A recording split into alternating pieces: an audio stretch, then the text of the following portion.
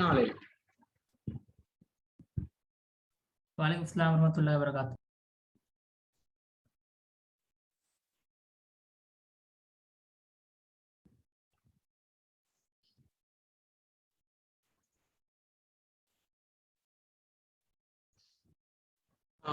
கடைசி கிளாஸ்ல வந்துட்டு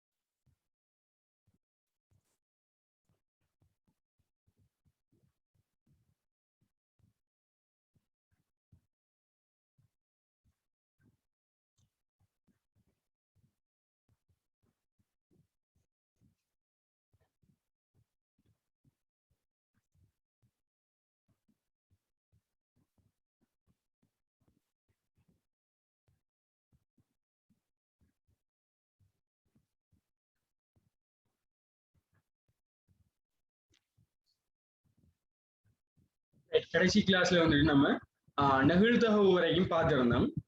ரைட். அதுக்கப்புறம் நம்ம பார்க்க வேண்டியது மின்னி இயல்பு, அதுக்கப்புறம் வெப்ப இயல்பு, அதுக்கப்புறம் இரசாயன இயல்புகளை பார்க்க வேண்டியிருக்கேன். ரைட். இதெல்லாம் வந்துட்டு நம்ம பெருசா பயன்படுத்த மாட்டோம், தொழில்நுட்பத்துல பயன்படுத்த மாட்டோம். ஆனா இந்த இயல்புகளுக்குரிய இந்த வரைவிலக்கணம் உங்களுக்கு தெரிஞ்சிருக்கிறது அவசியமா இருக்கும். அந்த டியூட் உங்களோட எல்லாத்தையும் இருக்கும் நினைக்கேன்.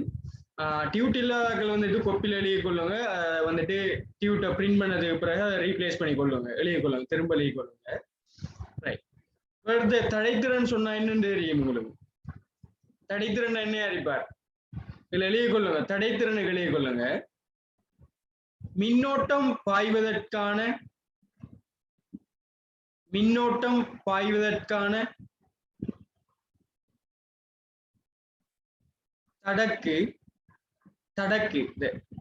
தடக்குன்னு சொல்லி சொல்லுவோம். தடக்கு தடைத்திறன் எனப்படும்.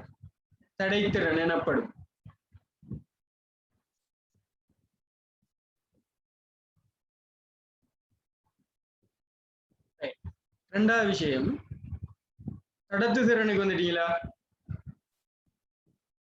கொஞ்சம் ஃபாஸ்டா போகணும். நம்ம அந்த அடுத்த டியூட்டையும் பார்க்க வேண்டியிருக்குது. நம்ம ஃபாஸ்டா போகணும் கொஞ்சம். அடுத்த பாத்தீங்கன்னு சொன்னால் கடத்து திறன், கண்டக்டிவிட்டின்னு சொன்னா என்ன? மின்னை ஒரு மூலப்பொருள்,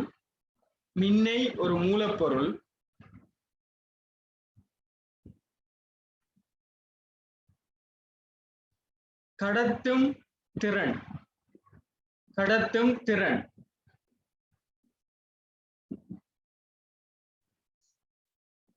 இதுக்கு நீங்க இது நிறைய வந்துட்டு விளக்கம் சொல்லலாம்.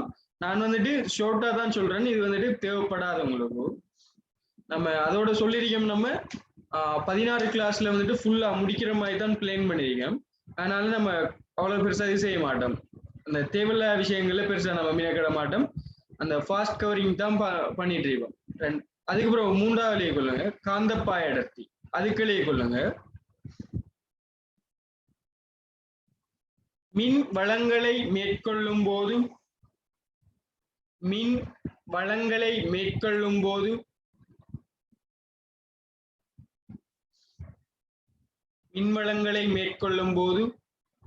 மூலப்பொருளில் ஏற்படும்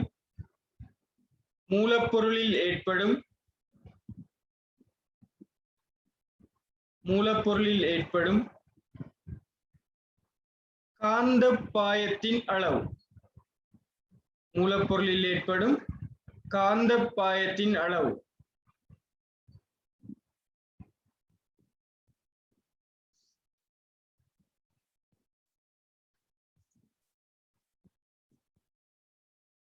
ரைட். எழுதிட்டீங்களா? அடுத்த பாத்தீங்கன்னு சொல்லி சொன்னால், அடுத்த இயல்புக்கு பார்த்தோம்னா வெப்ப இயல்பு. இவரத்தை நீங்க ஒரு விஷயம் வந்து நீங்க வளமையா புலம்புற விஷயம், இந்த பௌதீக இயல்புக்குள்ள இந்த உருகுநிலை கொதிநிலை இந்த ரெண்டு விஷயமும் அடங்கக்கூடிய மாதிரி தான் இருக்கும். இப்ப நீங்க வேற சிவில் அப்படி படிக்கக்குள்ள உங்களுக்கு விளங்கியும் பௌதீக இயல்புக்குள்ள உருகுநிலை கொதிநிலையை வந்துட்டு போட்டிருப்பாங்க. அப்படி போட்டிருந்தாலும் அது சரியானதா இருக்கும். நம்ம நேரத்தோட நம்ம சொல்லியிருப்போம். பௌதீக இயல்புண்டா என்ன? ஒரு பொருளுக்கு வந்துட்டு இயற்கையாகவே காணப்படுற இயல்பு, அந்த இயல்பு வந்துட்டு இயற்கையாவே இருக்கும். இப்ப அது வந்துட்டு எப்படி வேறுபடும்? அந்த பொருள்ல அமைஞ்சிருக்கிற மூலக்கூறுகளுக்கு ஏற்ற மாதிரி வேறுபட்டு இருப்பார். இப்ப அந்த இயல்பு வந்துட்டு எப்படி இருப்பாருன்னா மாறாது. அப்ப அது வந்துட்டு எப்படி இருப்பாருன்னா ஒரு பிசிக்கல் ப்ராப்பர்ட்டியா இருக்கிறதுக்கு வாய்ப்பு இருக்கும். உருகுநிலை கொதிநிலையை வந்துட்டு ஒரு பௌதீக இயல்புன்னு சொல்லி சொன்னாலும் ஏற்றுக்கொள்ளக்கூடிய மாதிரி தான் இருக்கும். சரியா? ரைட். உருகுநிலை என்றால் எதுங்க? திண்ம நிலையிலுள்ள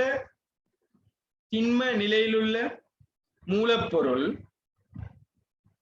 திரவ நிலைக்கு மாறுவதற்கு திண்ம நிலையிலுள்ள மூலப்பொருள் திரவ நிலைக்கு மாறுவதற்கு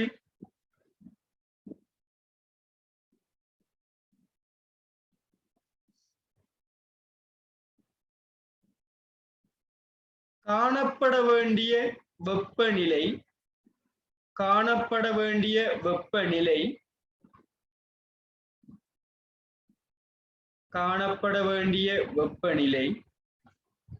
உருகுநிலை எனப்படும்.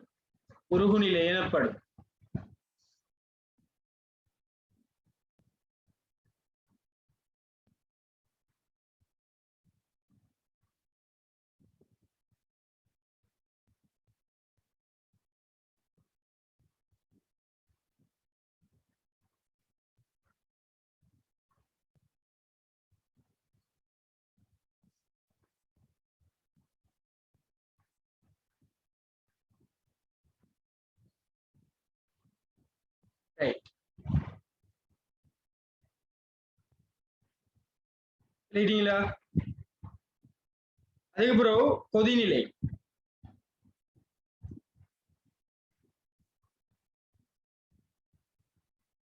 நம்ம உருகுநிலையை நம்ம எங்க பயன்படுத்துவோம்னு சொல்லி சொன்னா, இப்ப காய்ச்சி இணைத்தல் செயற்பாடு செய்வோம்.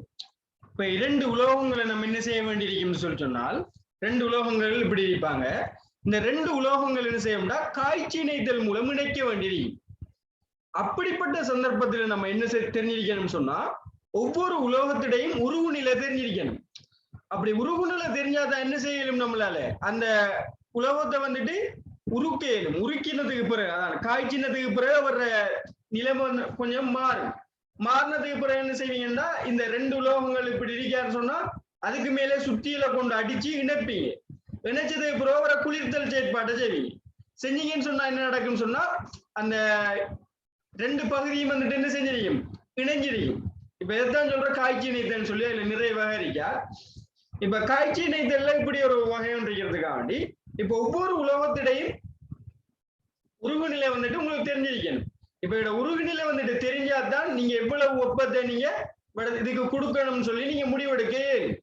சரியா? கொதிநிலையில எழுதி கொள்ளுங்க. ஒரு திரவம்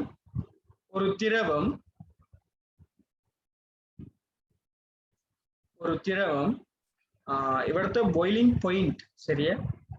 இவரத்த டி வருவார். பாயிலிங் பாயிண்டா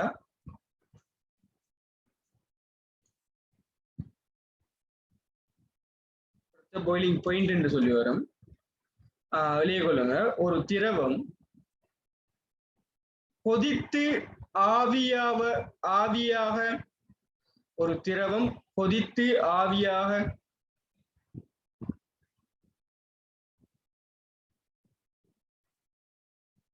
தேவையான குறைந்தபட்ச வெப்பநிலை. இப்ப நீர் எடுத்தீங்கன்னு சொன்னா எத்தனை 100 பாய்ச்சில் என்ன செய்வார், கொதிச்சு ஆவியாவார். இப்ப அவர்கிட்ட இருக்கிற குறைஞ்சபட்ச வெப்பநிலைன்னு சொல்லி சொன்னே இருக்கும் 100 பாய்ச்சி இருக்கும். அது மாதிரி தான் ஒவ்வொரு திரவத்துக்கும் வருவார். கொதிநிலை கொள்ளுங்க, ஒரு திரவம் கொதித்து ஆவியாவதற்கு தேவையான குறைந்தபட்ச வெப்பநிலை. குறைந்தபட்ச வெப்பநிலை.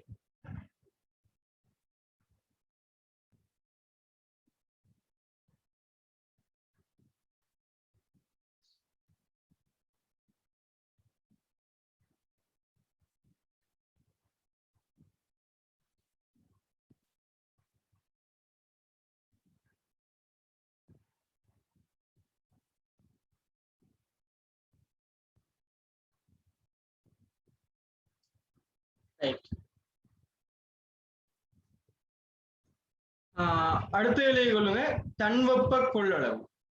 அதுக்கப்புறம் தன்வெப்ப கொள்ளளவு. 10 மணி கிளாஸ் இருக்கிறார்கள், ஹேண்ட் ரைஸ் பண்ணுங்க. 10 மணி கிளாஸ் இருக்கிறார்கள். 10 மணிக்கு ஒருத்தருக்கு கிளாஸ் இல்லையா? இல்ல சார். Okay good.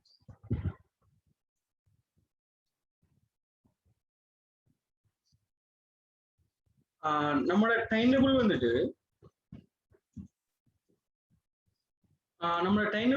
ஒரு எரரும் இல்லைன்னு நான் நினைக்கிறேன். நம்ம என்ன செய்வோம்னு சொல்லி சொன்னால், எனக்கு 8:30 வைக்கிறதுக்கு பிரச்சனை ஒன்று இல்லை.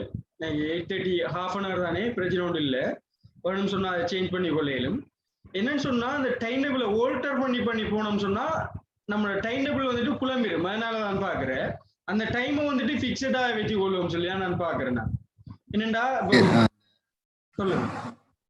சரி, அந்த ஸ்கூல் தொடங்க வந்து 8ஆம் தேதியே சரி, அந்த எல்லா சினிமாரும் வந்து டைனை வந்து நைட்டு ஷிஃப்ட் பண்ணிட்டேன். ஸ்கூல் தொடங்காட்டி சரி, டேல கூடலாம் சரி, நைட்டு கூட கிளாஸுக்கு சரி. நம்மளோட கிளாஸ் வந்துட்டு இன்ஷா அல்லாஹ் நம்மளோட கிளாஸ் வந்துட்டு முடிவார்.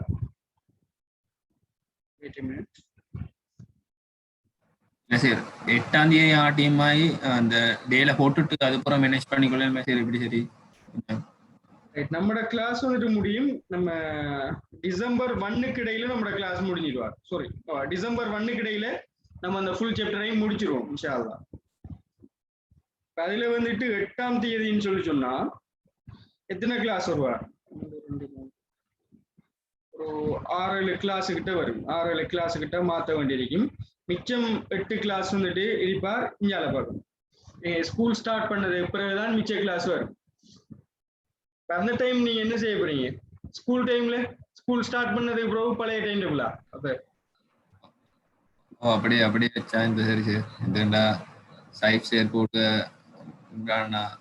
நிறைய பேர் எல்லாருமே நைட் கிளாஸ் தான் சேர் போட்டு.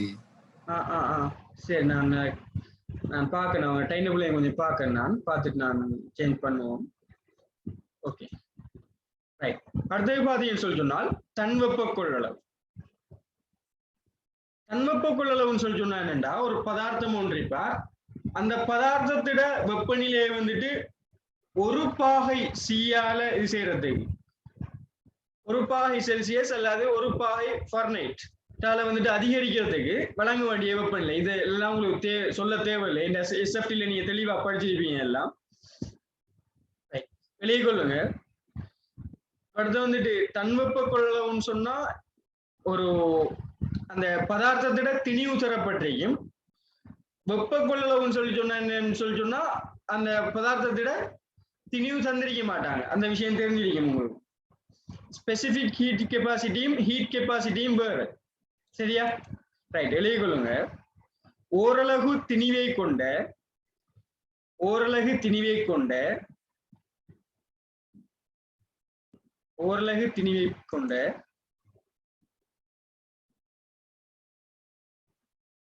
பொருளின் வெப்பநிலையை ஒரு பாகை சி அல்லது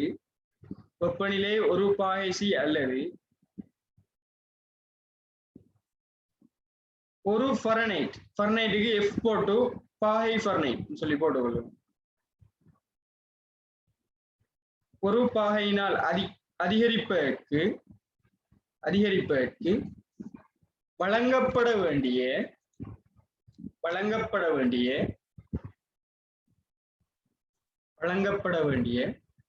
வெப்பத்தின் அளவு.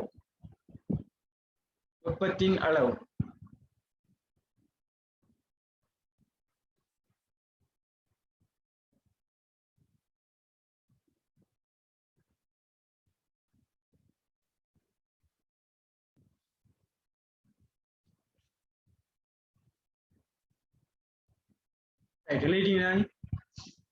அடுத்த எழுதி கொள்ளுங்க. தன்மறை வெப்பம். தன்மறை வெப்பத்துகளை கொள்ளுங்க. தன்மறை வெப்பத்துகளை கொள்ளுங்க.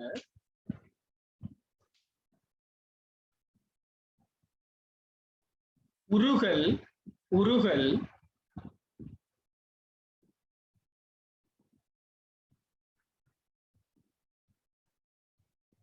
அல்லது ஆவியாதல் அல்லது ஆவியாதல்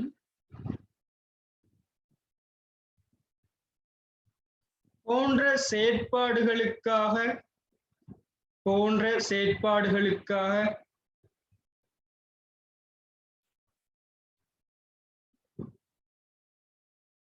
வழங்கப்படக்கூடிய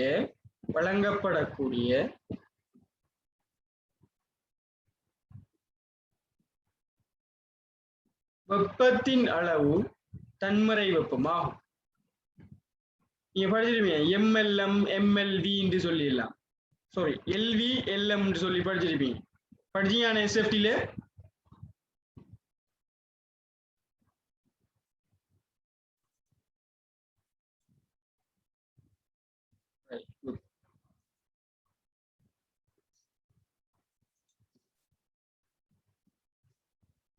எழுதிங்க தானே? அடுத்தது பார்ப்போம். அடுத்தது பார்த்தீங்கன்னு சொன்னா துரு எதிர்ப்புத்தன்மை. துரு எதிர்ப்புத்தன்மை இரசாயன இயல்புல பாத்தீங்கன்னா முதலாளிகளா துரு எதிர்ப்புத்தன்மை. இதுக்கு சொல்லலாம் நம்ம அரிப்புத்தடை என்று கூட சொல்லலாம். அரிப்புத்தடை என்று கூட சொல்லலாம். இது இந்த இயல்பை நம்ம கட்டாயம் அவதானிச்சு ஆகணும் என்று சொல்லி சொன்னால், இப்ப நம்ம ஒரு ப்ரொடக்ஷன் ஒன்று செய்யற டைம்ல ஒரு கத்தியை வந்துட்டு தனி இரும்பால நீங்க செய்றீங்க. ஒரு கத்தி ஒன்று செய்ய போறீங்க.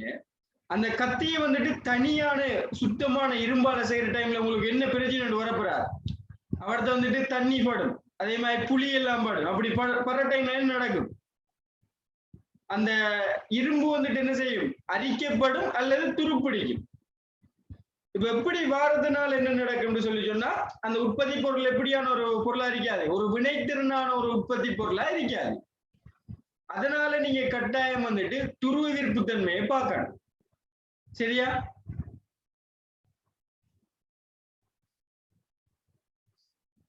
வெளியே கொள்ளுங்க.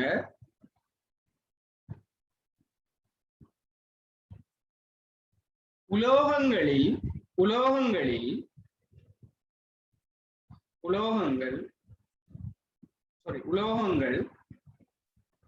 ஒட்சிசனுடன் தாக்கமடைந்து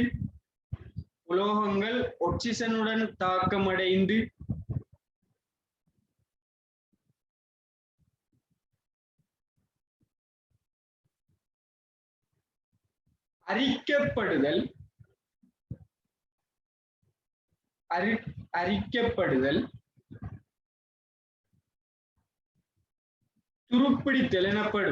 துருப்பிடித்தல் எனப்படும்.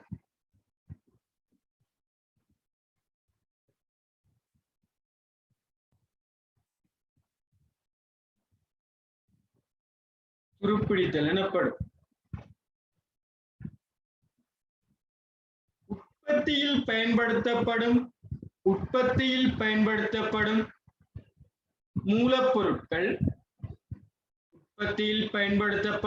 மூலப்பொருட்கள்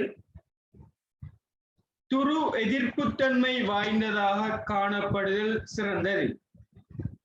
துரு எதிர்ப்புத்தன்மை கொண்டதாக காணப்படுதல் சிறந்தது.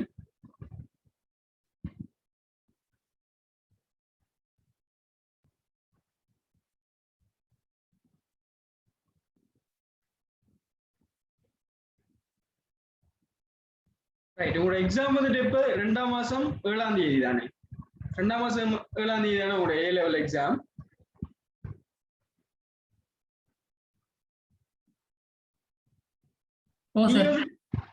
ரெண்டாம் மாசம் 7ஆம் தேதி தானே?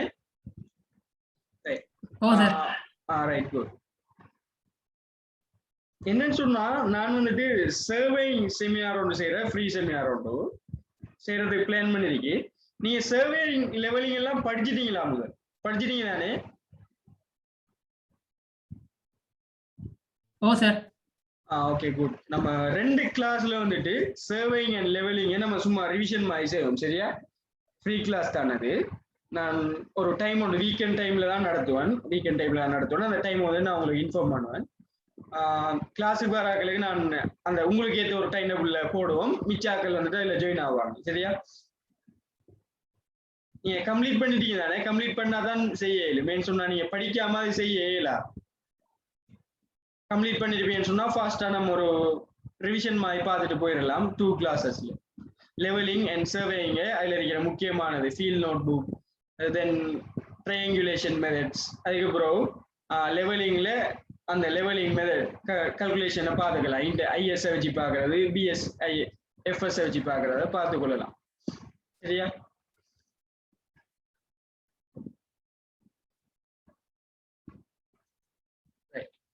அடுத்தது பாத்தீங்கன்னு சொன்னால் துருவதீர் புத்தன் மேலிட்டம் தானே? ரைட். 2வது பாத்தீங்கன்னு சொன்னா இரசாயன சடத்துவத்தன்மை.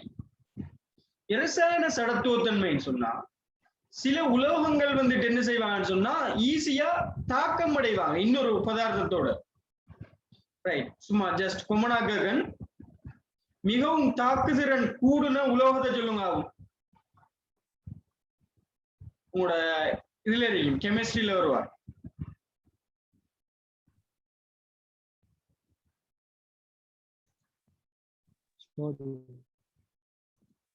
பொட்டாசியம்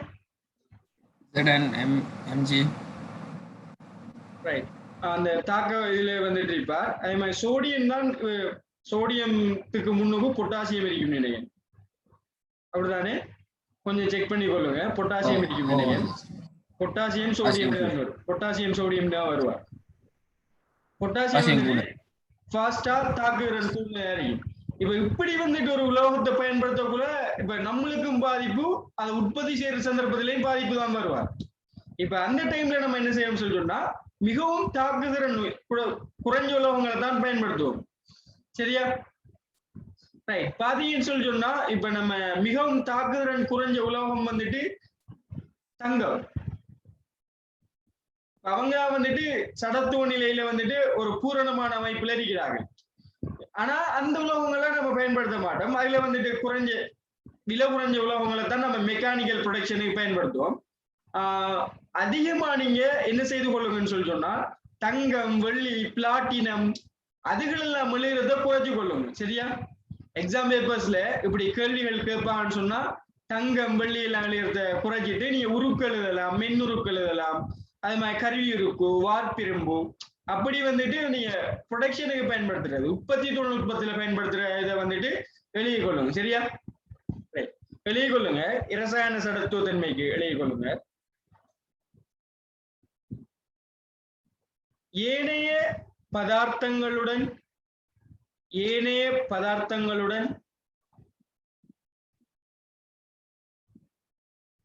பயன்படுத்தப்படும் உலோகமானது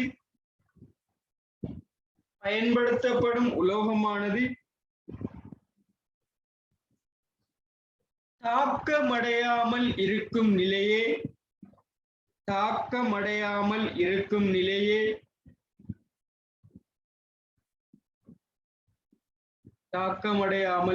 நிலையே இரசாயன சடத்துவத்தன்மையா? இரசாயன சடத்துவத்தன்மையா?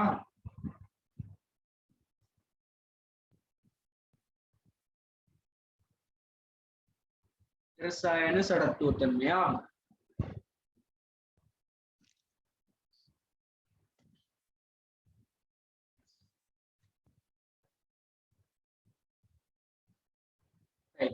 நினைக்கிறேன். அடுத்த விஷயத்துக்கு வருவோம். நோட்ஸ்ன்னு சொல்லி ஒரு பாட்டு போட்டிருக்காரு தானே. இப்ப நம்ம நேரத்தோட பார்த்து இருந்தோம். இப்ப நம்ம விரும்புற இயல்பெல்லாம் வந்துட்டு ஒரு மூலப்பொருளுக்கு இருக்குமா? சும்மா நோம்பலா சொல்லுங்க. இப்போ நான் எதிர்பார்க்கன் வன்மைத்தன்மை அதிகமா இருக்கணும், அதே மாதிரி நொறுங்கும் இயல்பு இருக்கக்கூடா. வன்மைத்தன்மை அதிகமா இருக்கணும், நொறுங்கும் இயல்பு இருக்கக்கூடா. அதே மாதிரி வலிமையானதாகவும் இருக்கணும். இப்படி ஒரு மூலப்பொருள் வந்துட்டு சாதாரணமா இயற்கையில இருந்து கிடைக்கிறது வந்துட்டு கஷ்டம். ஏன்னா சிலை வந்துட்டு வலிமை குறைவா இருக்கும், நெகிழ்தன்மை அதிகமா இருக்கும். அதாவது நெகிழ்தன்மை அதிகமா இருக்கும். சிலைக்கு வந்துட்டு வன்மையே இல்லாம இருக்கும், சிலை வலிமை கூடியதா இருக்கும். இப்படி வந்துட்டு ஒவ்வொரு இயல்புகளும் வித்தியாசமான அளவுல பதார்த்தங்கள் காணப்படும். இப்படி இருக்கிற சந்தர்ப்பத்துல இப்ப நான் ஒரு உற்பத்தி ஒன்றை செய்யற சந்தர்ப்பத்துல எனக்கு இப்படிப்பட்ட இயல்புகள் வேணும்னு வச்சோம்னு சொன்னா இதை நம்ம எப்படி அடைஞ்சு கொள்ளும்? சும்மா ஆன்சர் பண்ணுங்க. நான் நேரத்தோட போன கிளாஸ்ல நான் அந்த விஷயத்த சொல்லியிருப்பேன். எப்படி நம்ம அடைஞ்சு கொள்ளும்?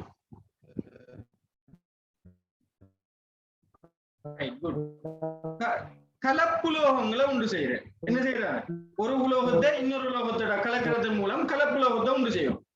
அல்லது நம்ம இன்னொரு வேலையை ஒன்று சொல்லுவோம், ஹீட் ட்ரீட்மெண்ட்ங்கிற ஒரு இது ஒன்று இருக்கார். ஹீட் ட்ரீட்மெண்ட், வெப்ப பரிகாரம்ங்கிற ஒரு முறை ஒன்று இருக்கார்.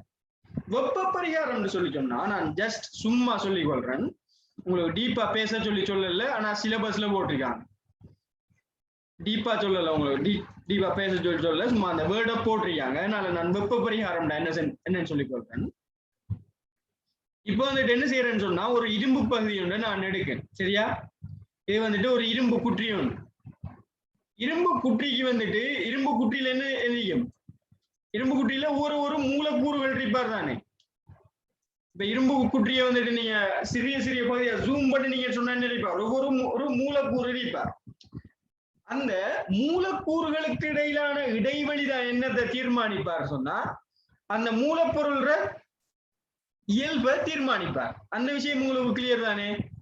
மூலப்பொருளுக்கு இடையிலான இடைவெளி மற்றும் அந்த இயல்புகள் தான் வந்துட்டு என்ன செய்வார், அந்த ஒட்டுமொத்த பதார்த்தத்திடையும் வலிமை மாதிரி ஏனைய இயல்புகளையும் தீர்மானிப்பார். இப்ப இந்த மூலக்கூறுகள இயல்பு, அதே மாதிரி மூலக்கூறுகளுக்கு இடையிலான இடைவெளி, அதுகளை நம்ம மாத்துற சந்தர்ப்பத்தில் என்ன செய்ய இயலும்டா, நம்மளால ஒரு புதுவிதமான ஒரு இயல்பை வந்துட்டு உலோகத்துல கொண்டு வர இயலும். ஒரு உலோகத்துல கொண்டு வர இயலும். அதனால நம்ம என்ன செய்யணும் சொல்லணும்னா, ஒரு உலோகத்தை என்ன செய்யணும் சொன்னா, ஒரு நல்ல ஒரு ஹீட்டுக்கு வந்துட்டு இது செய்வோம்.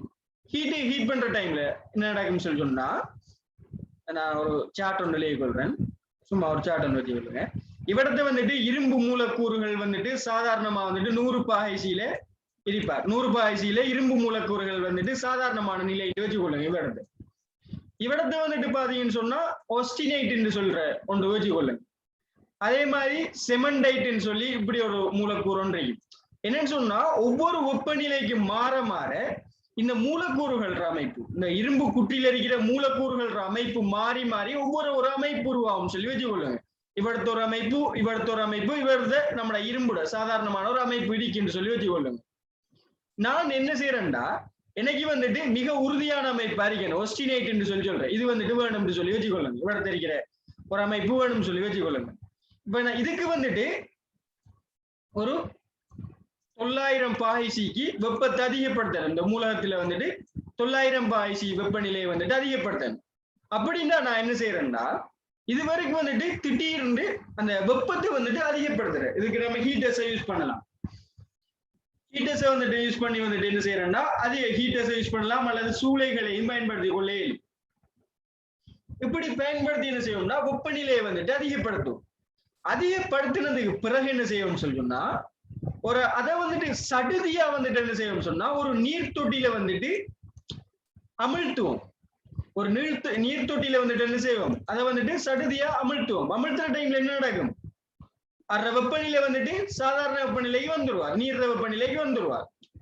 இப்படி செய்யற டைம்ல என்ன நடக்கும்டா, இந்த மூலப்பொருள்ல இருக்கிற துணிக்கைகள், அதாவது உள்ளுக்கு இருக்கிற மூலக்கூறுகள் அமைப்பு வந்துட்டு மாற்றப்பட்டு இந்த அமைப்புல செட்டில் ஆயிடுவார். நான் நேரத்தோட கூறின உறுதியான ஒரு அமைப்புல செட்டில் ஆயிடுவார். இப்படி செட்டில் ஆகுறத தான் சொல்றேன். இப்படி வந்துட்டு நம்ம என்ன செய்யணும்னா, கொள்ளையிலும்னா ஒவ்வொரு இயல்புக்கும் நம்ம மாற்றிக்கொள்ள இயலும். இப்படி மாற்றிக்கொள்றதுதான் நம்ம சொல்லுவோம் வெப்ப பரிகாரம் என்று சொல்லி சொல்லுவோம், ஹீட் ட்ரீட்மெண்ட் சொல்லி சொல்லுவோம். நான் இங்கிலீஷ்ல டைப் பண்ணி விடுறேன், தேவையான ஆக்கள் கூகுள் பண்ணி பார்த்து கொள்ளுங்க. இன்னும் டீட்டெயிலா உங்களுக்கு எடுத்துக்கொள்ள இயலும். ஹீட் ட்ரீட்மெண்ட் இதுக்கு நம்ம சொல்லுவோம் வெப்ப பரிகாரம்னு சொல்லி சொல்லுவோம். சரியா? நான் இப்ப சொன்ன விஷயம் விளங்கிட்டு தானே? உங்களுக்கு சொன்ன விஷயம் விளங்கிட்டுன்னா ஹேண்ட் ரைஸ் பண்ணுங்க. வெப்ப பரிகாரம் உங்களுக்கு விளங்கிட்டுன்னு சொல்லி சொன்னா.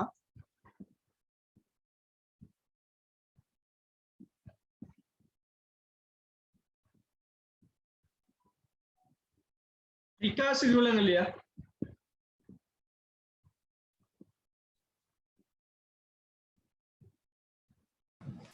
விளங்கிட்டு சார், விளங்கிட்டு. Okay, good.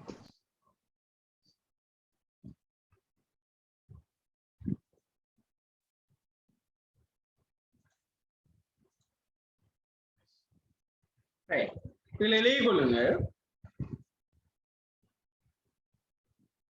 சில உற்பத்திகளை மேற்கொள்ளும் போது நோட்ஸ்ல எழுதி கொள்ளுங்க. சில உற்பத்திகளை மேற்கொள்ளும் போது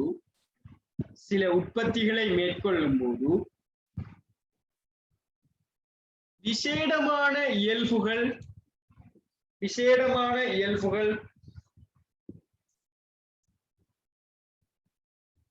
உலோகத்திற்கு தேவைப்படும்.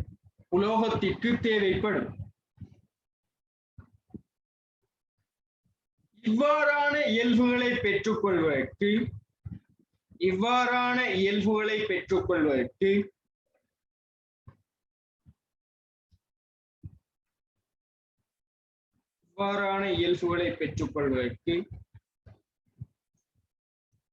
பின்வரும் முறைகளின் மூலம்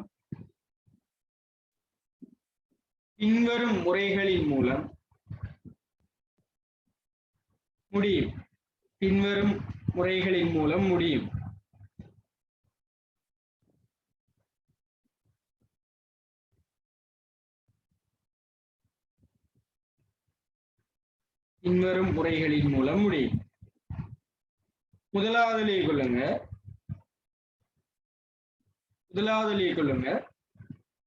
உலோகங்களை கலப்பு செய்தல்.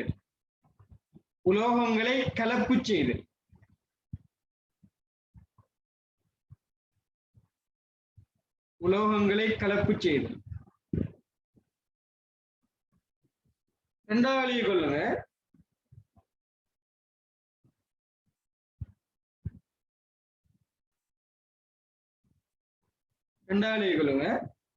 வெப்ப பரிகாரம்.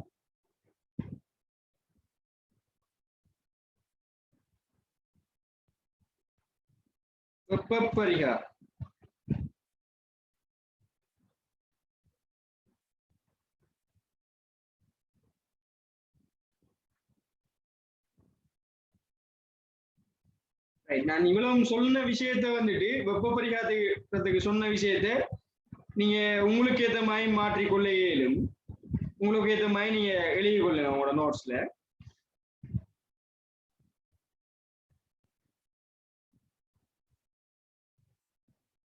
உங்களுக்கு அந்த 3வது டியூட் கிடைச்சிட்டானே? நான் கடைசியா 3வது அனுப்புன அந்த பேப்பர் கிடைச்சிருக்கீங்கன்னு நினைக்கிறேன். இதோட நம்ம இந்த விஷயம் வந்துட்டு முடிகிறார். அடுத்து நம்ம 3வது விஷயத்தை ஸ்டார்ட் பண்ணுவோம்.